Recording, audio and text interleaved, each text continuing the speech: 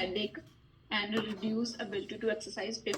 Person cannot able to do proper exercise, and they feel the maybe shortness of breath, and they may feel the weakness. Next is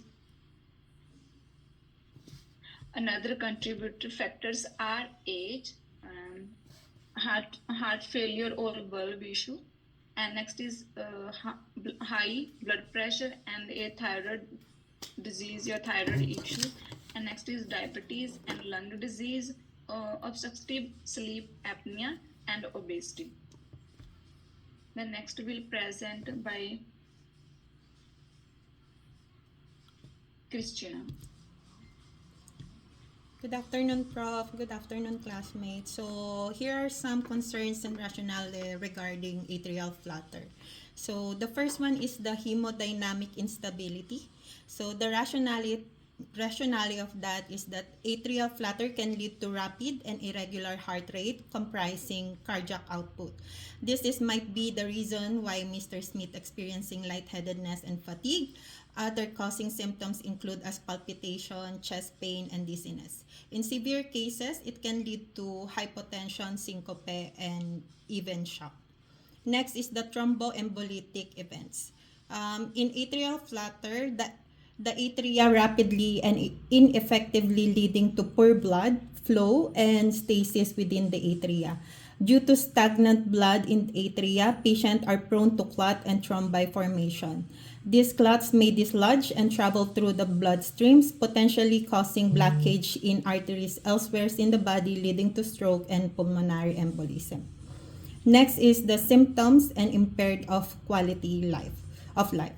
Atrial flutter can cause bothersome symptoms such as palpitations, shortness of breath, fatigue, and chest discomfort, which can significantly impact a patient's quality of life, daily activities, and emotional well-being. Next is the risk of tachycardia-induced cardiomyopathy.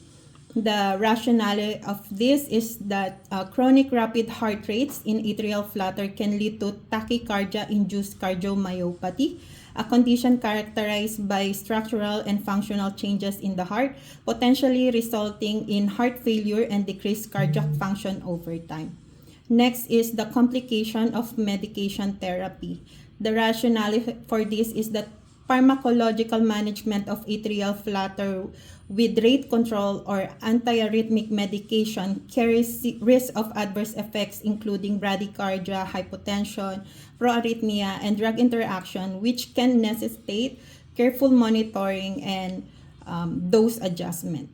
And lastly is the adherence to treatment and lifestyle modification. So in the scenario, Mr. Smith past medical history is hypertension, type 2 diabetes, and hyperlipidemia that can lead to more aggravated heart condition. So achieving optimal outcomes in atrial flutter management relies on patient adherence to treatment regimens including medications, anticoagulation therapy, and lifestyle modifications such as weight management and eating low cholesterol diet. To keep more on detail about the management, Joanne will take the next slide.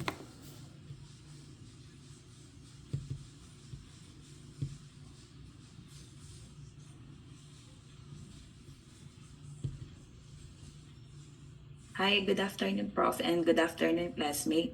For the priority of care management in atrial flutter, first is the controlling the ventricular rate. For the atrial flutter can lead to a rapid ventricular response, causing symptoms such as palpitation, chest discomfort,